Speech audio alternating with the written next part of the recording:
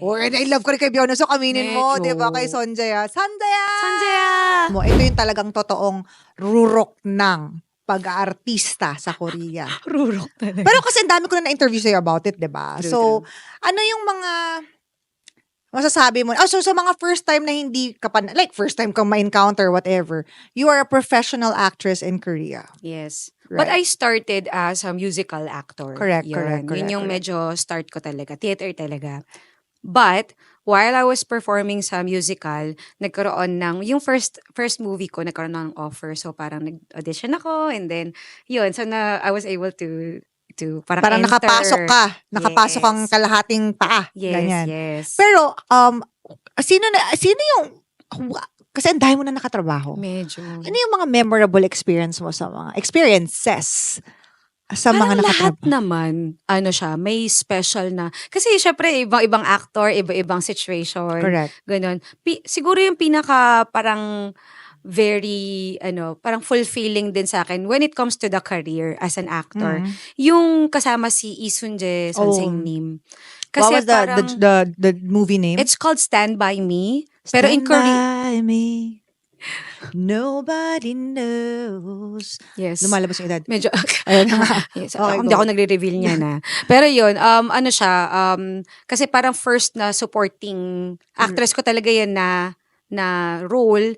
Pero, kumbaga, kasi yung first ko din naman na movie, din siya, malaki din yung role niya. Pero ito yung talagang mas may maraming emotions na parang talagang yung na-challenge yung yung acting skill, parang ganun. So, yun, siguro yun yung pinaka-memorable. Tapos, kasama mo pa yung mga veteran na actors, ganun. And they were very, very kind. Na parang lolo mo siya, pero parang they're so kind. Sometimes they give you advice. Pero usually naman yung mga veteran na actors like si Han Song-gyu, Son Seung-nim, ganun din naman siya. Very, din siya, warm. Tapos, chat-chat, ganyan na Han Song-kyu po sa Dr. Romantic. Si Yes. Dr. Romantic. Si Kim Sabu. Yes. So parang super, imagine mo, napapanood mo na siya dun sa mga, sa mga movies Marami. noon. Oo. Like yung Parware Christmas.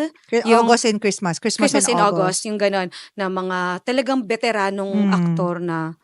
Tapos they would give you advice as an actor, parang ganun. So yun, marami din naman. Mga super, super great memories. Ayan. Tsaka syempre yung mga gwapo din. Oo nga, Tsaka, daming mga gwapo. ang daming gwapo. Alam mo, hindi naintindihan ng mga tao. Gwapo talaga sila eh. Yung levels nila, yung hindi realistic. Tsaka parang perfect. Kasi dito sa Oo. Pilipinas, yung mga parang pa-leading man, I mean, I'm not putting them down or anything ha. Oo. Even sa States yung pag kahit yung main actor ka, parang makikita ka nila na parang, hindi parang bagong... Hindi nagme-makeup. Oo, doon talaga, hindi eh. So put together.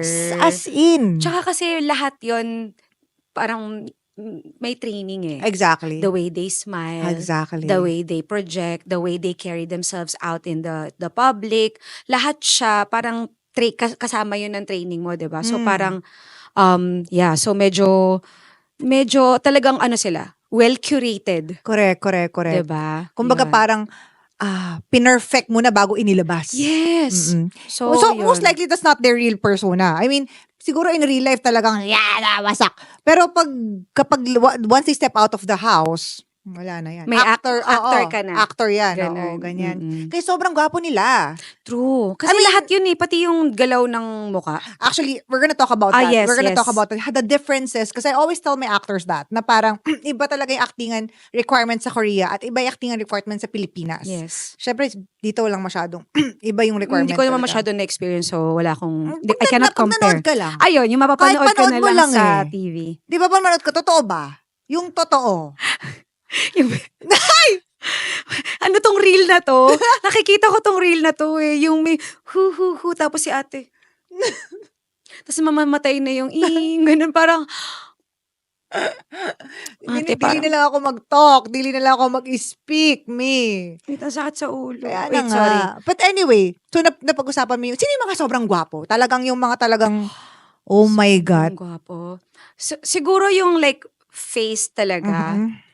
Siyempre, ito yung nakatrabaho mo, hindi lang yung, or nakita mo in real life. Nakita ko in real life. Hindi lang yung Nakita ko sa in real TV, life. Oo. oo. Dalawa. Yung isa mas matanda, si Kosu.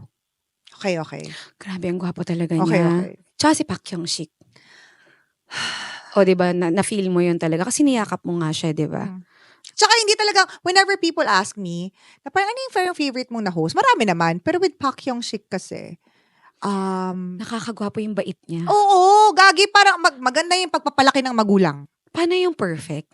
Nga eh. Di ba? Na parang walang arte, walang eme. Sobra. Kasi may mga actors pa rin na parang I'm an actor. May ganun eh. Oo. So parang treat me with respect. Sa treat true. me well. Sa Ganon. true. Siya hindi. Ay, hindi naman sa hindi mo siya irerespeto. Hindi oo. naman yung point. Pero di ba parang chums kayo. Na parang Pinuntahan niya ako sa dressing room. yun na nga eh. Parang ganon yun. Sobra talaga siya. As in, sana all ganon. Alam mo, sana all ganon. And then, gwapo pa siya. Although like ako personally kasi, ang for me, recently, ang parang pinaka-peg ko aesthetically is Byeonusok.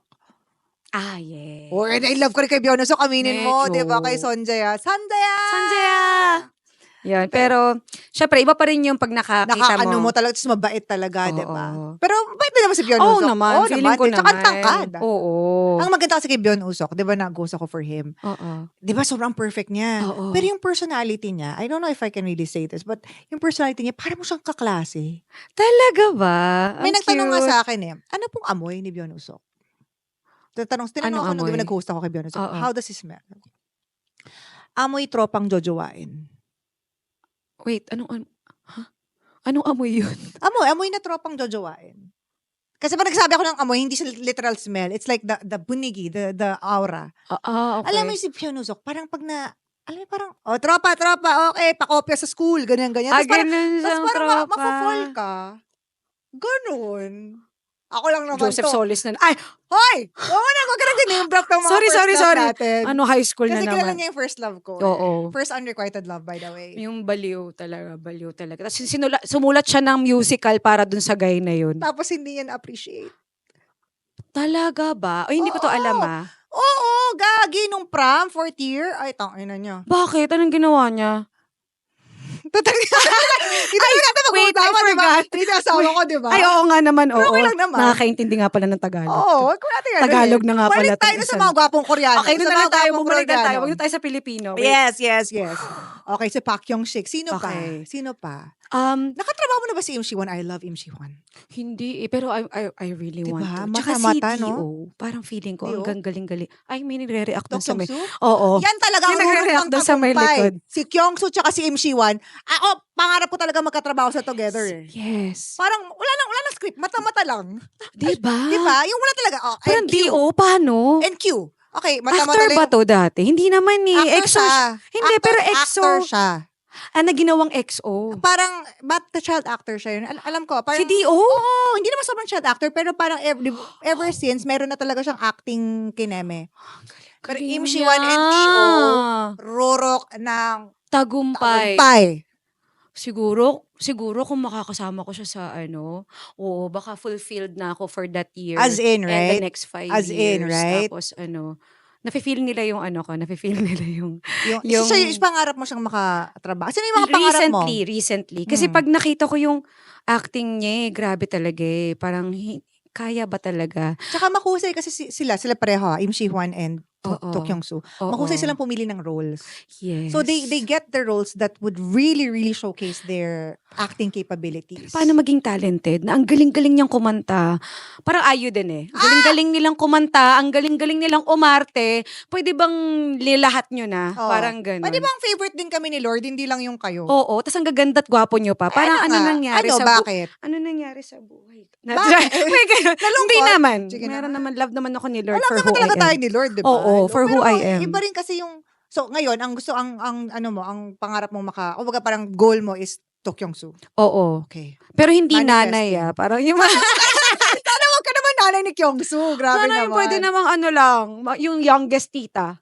Pwede na yun. Pero o kaya pwede bang yung cougar tuloy. Wag na. Hindi yung parang, alam mo, May meron feelings kasi ka, sa Korea ganon? na na hashtag, 나는 선생이고 넌 학생이야. yung dating actingan na teacher ako, estudyante ka lang, yung ganun. Pwede bang Oo. ganun? Pwede naman. Oo. Diba, libre lang mangarap. Why not? Manifestation to the universe. Alam mo, pag talaga Pwede na may pag-pray pag nakakuha ka ng role with D.O., grabe ka talaga. Te. Feeling ko lilibre mo ako. Lilipad ka sa Korea. Ay! Support mo ko kasi alam ko pusher ka eh. Hindi po ng droga. Ay, hindi ng droga. Ng affirmation. Yes, ng mga talent. Ay, correct. ng mga talent mo. Oo, ng yes, talent. Yes. Because I you will be believe. with you You believe in the set. me. Yes. Kailangan ko yung warmth ng mga Pinoy? Yes, na the people who believe in you Yes, and what you can do. Yes. And ganon. Kailangan ko ng ganong. Sabi nga nung IG story ko kahapon, God did not put me in your life to let you drown in mediocrity. Ay, grabe siya. Ang lalim, te. Dumugo na yung ilong ko, te. Wait lang. Korean natin yan. Huwag mo na. Iniisip mo sa ba? ano ko lang eh. Sa isip mo, Sa sa isip isip mo. ko lang. Yes. Okay. So, ngayon naman, napag-usapan natin yung mga favorite mo, yung mga good experiences mo. Marami naman eh. Panoorin niyo yung Super. mga interviews na sa iba. Nagkwento ka na doon. Oo, diba? super dami naman. Sobrang dami. Oo. Pati Kung Eugene, kapal lang mukha mo. May Ay, Kung Eugene ka din ah. Susundukin kita ng fork dito. Huwag naman ganun. Squid Game. Yun.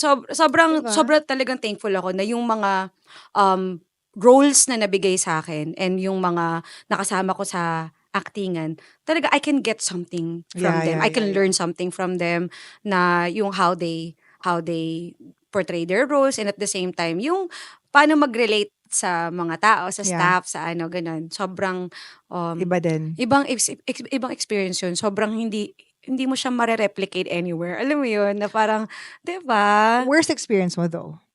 Oh. Madami, I'm sure. Ay, hindi. Meron lang isa. Okay, Na kwento. super. Okay lang ba yung kwento? Wait. Walang edit kasi to. Pwede, pero Inedit mo Dubai ng, may, sure kasi may konting, may konting violence.